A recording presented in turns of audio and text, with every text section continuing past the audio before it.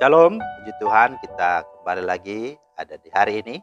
Mari kita akan merenungkan firman Tuhan, kita berdoa.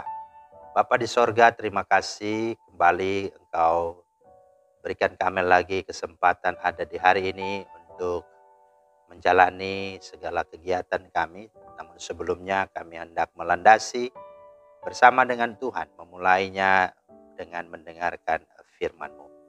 Mohon hikmat dan pengertian dari Allah Roh Kudus. Dalam nama Tuhan Yesus kami berdoa.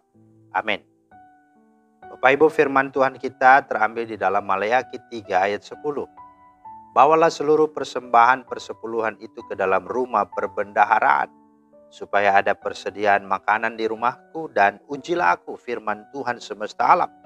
Apakah aku tidak membukakan bagimu tingkap-tingkap langit dan mencurahkan berkat kepadamu sampai berkelimpahan? Itulah firman Tuhan yang menjadi dasar renungan kita pada hari ini. Nah, tema kita adalah persepuluhan. Nah, saudara, persepuluhan awalnya berasal dari persembahan Abraham kepada Melkisedek. Kemudian pada zaman Musa menjadi suatu hukum Taurat. Persepuluhan adalah pengakuan bahwa segala sesuatu adalah berasal dari Allah dan Allah berdaulat atas semua karyanya, ciptaannya, pekerjaannya. Nah, dalam hal ini Nabi Maleakhi menegur umat Israel yang terus-menerus tidak setia dan tidak sungguh-sungguh percaya kepadanya. Ayat 7. Walaupun secara lahiriah mereka masih beribadah kepada Allah, namun mereka tidak melihat Allah sebagai sumber hidup, sehingga mereka pun melalaikan perintah hukum Taurat mengenai persembahan persepuluhan. Mengabaikan persembahan persepuluhan dalam perjanjian lama tentu berdampak langsung pada pelayanan bait Allah. Ayat yang ke-10. Ya, karena memang ada satu suku yang dikhususkan untuk memang mengatur, mengelola, melayani akan bait Allah. Itulah suku Lewi. Dan dari mana penghasilan mereka? Ya tentu dari persepuluhan itu. Artinya Allah yang sungguh akan memelihara hidup mereka. Nah, kemunduran dalam memuliakan Allah dalam hal beribadah dan memberi persepuluhan adalah sebuah gejala dari sikap hati yang sesungguhnya tidak takut Tuhan atau mau menjauhi diri dari Allah. Ayat 13 sampai 14. Oleh karena itu Allah menegur dengan keras umat Israel dan meminta mereka memberikan persepuluhan yang sungguh-sungguh harus keluar dari hati menghormati Allah.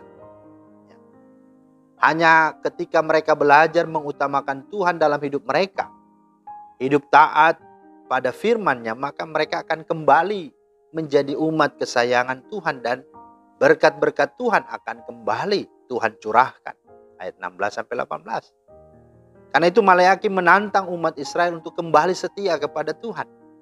Allah tidak pernah curang dan tidak pernah berubah kasih setianya terhadap mereka. Ayat 6. Dia siap membuka tingkap-tingkap langit dan mencurahkan berkat kepada umatnya yang mau bertobat. Ayat 17. Dan yang mau sungguh-sungguh menaati akan perintah Tuhan ini. Persepuluhan adalah peraturan hukum Taurat bagi umat Tuhan dalam perjanjian lama. Bagian dari pengakuan iman bahwa Tuhanlah pemilik dalam hidup mereka. Namun saudara, bagi kita yang hidup dalam perjanjian baru di masa anugerah ini, hidup kita ini sudah menjadi milik Kristus sepenuhnya. Jadi tidak ada lagi tanggung jawab dan kewajiban kita lagi untuk supaya kita layak dan berkenan. Karena Kristus sudah membayar lunas untuk itu. Termasuk dalam hal aturan-aturan persepuluhan. Maka bagi kita persepuluhan tidak lagi dipahami dan dipandang sebagai kewajiban atau legalistik. Melainkan dalam 3 hal. Yang pertama sebagai wujud pengakuan iman kita. Bahwa Dia Tuhan. Dialah pemelihara atas hidup dan pekerjaannya. Dan juga sebagai wujud ucapan syukur kita atas keselamatan yang sudah Dia anugerahkan dalam hidup kita. Itu harus menjadi dasarnya dulu. Yang kedua, bahwa persepuluhan juga bukan hanya dengan uang atau harta kita, tetapi persembahan tubuh yang hidup, yang kudus dan berkenan kepadanya. Bukan dalam arti hanya 10%, melainkan dengan sukarela dan sukacita dari hati yang takut akan Tuhan, yaitulah seluruh kehidupan kita.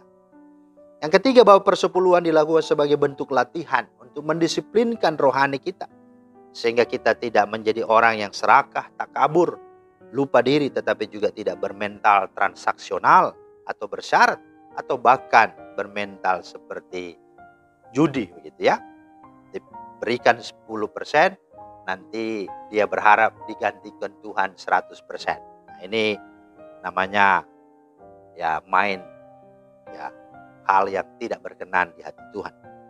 Karena itu supaya hidup kita benar, seimbang baik jasmani rohani, dan kita terus berkenan di hati Tuhan, maka persepuluhan adalah sarana Tuhan melatih dan mendidik kita supaya kita bisa menjadi pribadi-pribadi yang tahu dan sadar bahwa hidup ini hanyalah anugerah, dan tahu ada pekerjaan Tuhan yang harus kita topang, karena ada bagian yang Tuhan berikan pada kita adalah hak milik orang lain, dan itu harus kita berikan sebagai pertanggungjawaban iman kita dan berbagian kita di dalam misi menuntaskan amanat agung Allah.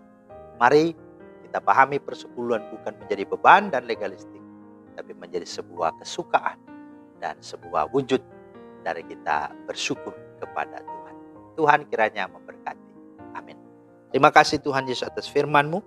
Meteraikanlah dalam hidup kami sehingga persepuluhan dapat membawa kami untuk semakin lebih dekat pada Tuhan, semakin menjadi pribadi yang rendah hati, pribadi yang bersyukur, dan pribadi yang sungguh-sungguh dapat dipakai Tuhan untuk menopang pekerjaan Tuhan di tengah-tengah dunia ini dalam menuntaskan amanat agung Allah. Demi Kristus kami berdoa. Amin. Demikianlah firman Tuhan hari ini, kiranya menjadi berkat. Selamat beraktivitas. Tuhan Yesus memberkati. Shalom.